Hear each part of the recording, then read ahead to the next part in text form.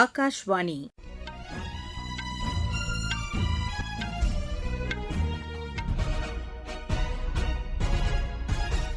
செய்திகள் வாசிப்பவர் ஜமீர் அக்தர். தலைப்புச் செய்திகள். மேற்கு வங்கத்தில் பிஜேபி ஆட்சிக்கு வந்தால் மாநிலத்தின் வளர்ச்சி உறுதி செய்யப்படும் என்று பிஜேபி மூத்த தலைவரும் பிரதமருமான திரு நரேந்திர மோடி உறுதியளித்துள்ளார். சமையல் எரிவாயு கிடங்குகளிலிருந்து நேரடியாக எல்பிஜி சிலிண்டர்களை விற்பனை செய்வதற்கு தில்லி அரசு முழுமையாக தடை விதித்துள்ளது. மேற்காசிய நிலைமை குறித்து வெளியுறவுத்துறை அமைச்சர் டாக்டர் எஸ் ஜெய்சங்கர் கத்தார் பிரதமருடன் ஆலோசனை நடத்தினார். ஹோர்மூஸ் நீரிணையை மீண்டும் திறக்க ஈரானுக்கு கொடுக்கப்பட்ட காலக்கெடுவை அமெரிக்க அதிபர் திரு டொனால்டு டிரம்ப் நீட்டித்துள்ளார். ஆசிய மல்யுத்த சாம்பியன் போட்டி கிர்கிஸ்தான் தலைநகர் பிஷ்கெக்கில் இன்று தொடங்குகிறது. இனி விரிவான செய்திகள். மேற்கு வங்கத்தில் பிஜேபி ஆட்சிக்கு வந்தால் மாநிலத்தின் வளர்ச்சி உறுதி செய்யப்படும் என்று பிஜேபி மூத்த தலைவரும் பிரதமருமான திரு நரேந்திர மோடி உறுதியளித்துள்ளார். மேற்கு வங்கத்தில் சட்டப்பேரவைத் தேர்தல் நெருங்கி வரும் வேளையில் அரசியல் கட்சித் தலைவர்கள் மாநிலம் முழுவதும் தீவிர பிரச்சாரத்தில் ஈடுபட்டு வருகின்றனர். பிஜேபி மூத்த தலைவரும் பிரதமருமான திரு நரேந்திர மோடி நேற்று கூச்பெஹார் மாவட்டத்தில் நடைபெற்ற பொதுக்கூட்டத்தில் உரையாற்றினார். ஆளும் திரிணாமுல் காங்கிரஸ் அரசை விமர்சித்த அவர் மாநிலத்தில் சட்டம் ஒழுங்கு சீர்குலைந்துள்ளதாகவும் நிர்வாக திறமையின்மை நிலவுவதாகவும் குறிப்பிட்டார். மால்டா மாவட்டத்தில் நீதித்துறை அதிகாரிகளை ஒரு கும்பல் பல மணி நேரம் சிறைப்பிடித்த சம்பவத்தையும் அதில் இந்திய உச்சநீதிமன்றம் தலையிட வேண்டியிருந்த சூழலையும் அவர் சுட்டிக்காட்டினார். மேற்கு வங்கத்தில் பிஜேபி ஆட்சிக்கு வந்தால் தொழில்துறை, விவசாயிகளின் வருமானம், பெண்களின் பாதுகாப்பு மற்றும் வேலைவாய்ப்பு ஆகியவற்றிற்கு முன்னுரிமை அளிக்கப்படும் என்று திரு நரேந்திர மோடி உறுதியளித்தார். திரிணாமுல் காங்கிரஸ் தலைவர் திருமதி மம்தா பானர்ஜி நேற்று மேற்கு வங்கத்தின் பல்வேறு பகுதிகளில் பொதுக்கூட்டங்களில் உரையாற்றினார். முர்ஷிதாபாத் மாவட்டத்தின் சம்ஷேர்கஞ்ச், ஜியாகஞ்ச், அசீம்கஞ்ச் ஆகிய மாவட்டங்களில் நடைபெற்ற பொதுக்கூட்டங்களில் அவர் பங்கேற்று பேசினார். காங்கிரஸ், இடதுசாரிகள் மற்றும் பிற அரசியல் கட்சிகளும் சிறிய அளவிலான பொதுக்கூட்டங்கள் மூலம் மாநிலம் முழுவதும் தங்கள் பிரச்சாரத்தை தீவிரப்படுத்தி வருகின்றன. இம்மாநிலத்தில் இந்த மாதம் 23 மற்றும் 29 ஆகிய தேதிகளில் 2 கட்டங்களாக வாக்குப்பதிவு நடைபெறவுள்ளது. அஸ்ஸாம் மாநிலத்தில் சட்டப்பேரவைத் தேர்தலுக்கான பிரச்சாரம் முடிவடைய 2 நாட்களே உள்ளதால் பிஜேபி மற்றும் காங்கிரஸ் மூத்த தலைவர்கள் மாநிலம் முழுவதும் பொதுக்கூட்டங்களில் உரையாற்றி வருகின்றனர். இம்மாநிலத்தில் வரும் வியாழக்கிழமை ஒரே கட்டமாக வாக்குப்பதிவு நடைபெறவுள்ளது. பிஜேபி மூத்த தலைவர் திரு சர்பானந்த சோனோவால் தேமாஜியில் நடைபெற்ற பொதுக்கூட்டத்தில் உரையாற்றினார். முந்தைய காங்கிரஸ் அரசாங்கங்கள் சட்டவிரோத குடியேற்றத்தையும் நில ஆக்கிரமிப்பையும் அனுமதித்ததாக அவர் குற்றம் சாட்டினார். பிஜேபி அரசு பழங்குடியின மக்களின் நலனுக்காக முன்னுரிமை அளித்து அவர்களின் உரிமைகளை பாதுகாப்பதற்காக 8 லட்சத்திற்கும் அதிகமான நில பட்டாக்களை வழங்கியுள்ளதை அவர் சுட்டிக்காட்டினார். இதற்கிடையில் கட்சித் தலைவர் திரு ஹிமந்த பிஸ்வா சர்மா பொங்கைகான், பலாஷ்பாரி மற்றும் கோல்பாரா ஆகிய இடங்களில் நடைபெற்ற பேரணிகளில் உரையாற்றினார். மறுபுறம் காங்கிரஸ் மூத்த தலைவர் திரு ராகுல்காந்தி நேற்று விஸ்வநாத் மற்றும் கோலாகாட் ஆகிய இடங்களில் நடைபெற்ற பொதுக்கூட்டங்களில் உரையாற்றினார். கடந்த சட்டப்பேரவைத் தேர்தலின் போது அளித்த முக்கிய வாக்குறுதிகளை நிறைவேற்ற பிஜேபி தவறிவிட்டதாக அவர் குற்றம் சாட்டினார். காங்கிரஸ் ஆட்சிக்கு வந்தால் இளைஞர்களுக்கு வேலைவாய்ப்பு, சிறந்த மருத்துவம், பெண்களுக்கு அதிகாரம் அளித்தல் மற்றும் தேயிலை தோட்ட தொழிலாளர்களின் தினசரி ஊதியத்தை 450 ரூபாயாக உயர்த்துதல் ஆகியவற்றை செய்வதாக அவர் உறுதியளித்தார்.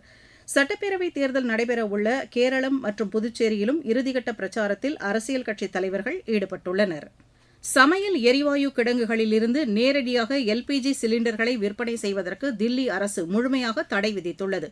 எந்தவித இடையூறும் இன்றி எல்பிஜி விநியோகம் செய்யப்படுவதை அரசு உன்னிப்பாக கண்காணித்து வருவதாக முதலமைச்சர் திருமதி ரேகா குப்தா தெரிவித்தார்.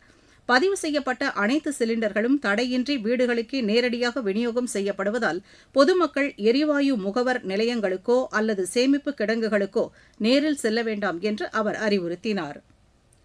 செயின்ட் கிட்ஸ் மற்றும் நெவிஸ் நாட்டின் வெளியுறவுத்துறை அமைச்சர் திரு டென்சில் டக்ளஸ் நேற்று மாலை புதுதில்லி வந்தடைந்தார். இதுகுறித்து வெளியுறவு அமைச்சகம் சமூக வலைதளத்தில் வெளியிட்டுள்ள பதிவில் அவரது இந்த பயணம் இரு நாடுகளுக்கும் இடையிலான வரலாற்று ரீதியான உறவுகளை வலுப்படுத்துவதிலும் ஒத்துழைப்பை விரிவுபடுத்துவதிலும் ஒரு முக்கிய மைல்கல்லாக அமையும் என்று தெரிவிக்கப்பட்டுள்ளது.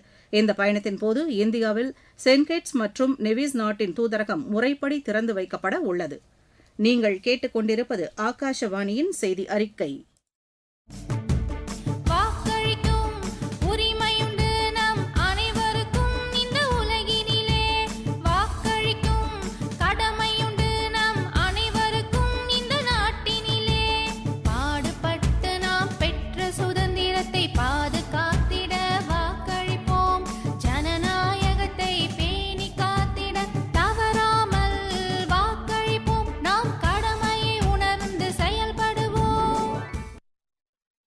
மேற்காசிய மோதல் மற்றும் உலகளாவிய எரிசக்தி விநியோகத்தில் அதன் தாக்கம் குறித்து வெளியுறவுத்துறை அமைச்சர் டாக்டர் ஜெய்சங்கர் கத்தார் பிரதமர் ஷேக் முகமது பின் அப்துல் ரஹ்மான் பின் ஜாசிம் அல்தானியுடன் நேற்று தொலைபேசி வாயிலாக பேசினார்.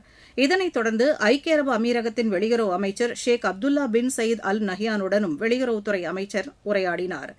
ஹோர்முஸ் நீரிணை கப்பல் போக்குவரத்திற்காக மீண்டும் திறக்கப்படாவிட்டால் ஈரானிய மின் உற்பத்தி நிலையங்கள் மற்றும் பாலங்கள் அழிக்கப் போவதாக அமெரிக்க அதிபர் திரு டொனால்டு டிரம்ப் ஈரானுக்கு புதிய எச்சரிக்கை விடுத்தார்.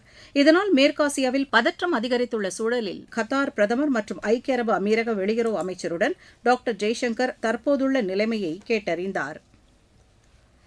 அமெரிக்கா மற்றும் ஈரான் இடையே பதற்றம் தொடர்ந்து அதிகரித்து வரும் நிலையில் முக்கியத்துவம் வாய்ந்த ஹோர்முஸ் நீரிணையை மீண்டும் திறக்க ஈரானுக்கு கொடுக்கப்பட்ட காலக்கெடுவை அமெரிக்க அதிபர் திரு டொனால்டு டிரம்ப் நீட்டித்துள்ளதாக தெரிகிறது.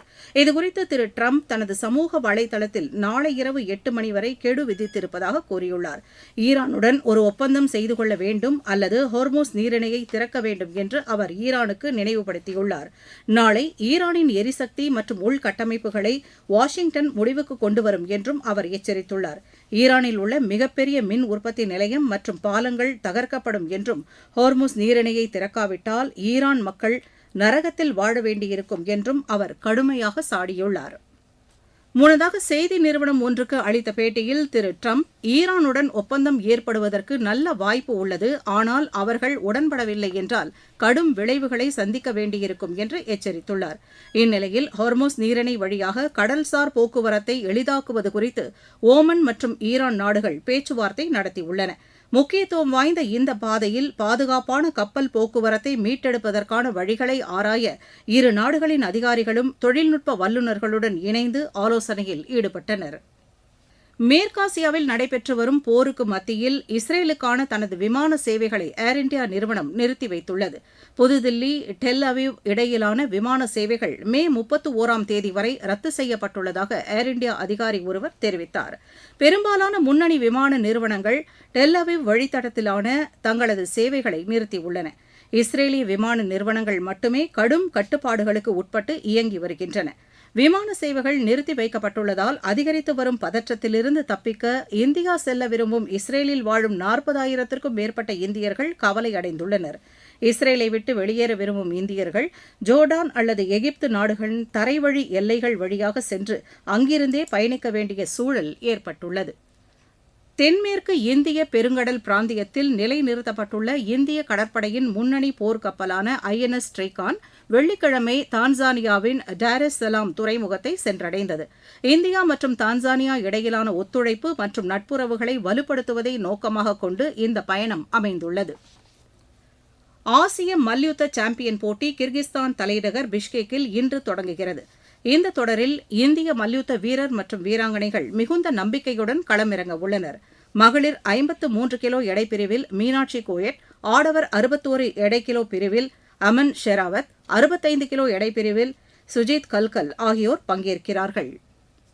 IPL கிரிக்கெட் போட்டியின் இன்றைய ஆட்டத்தில் பஞ்சாப் அணி கொல்கத்தா அணியை எதிர்கொள்கிறது. கொல்கத்தாவில் நடைபெறும் இப்போட்டி இரவு மணி 7:30க்கு தொடங்குகிறது. முன்னதாக நேற்று நடைபெற்ற ஆட்டத்தில் பெங்களூரு அணி 43 ரன் வித்தியாசத்தில் சென்னை அணியை வென்றது.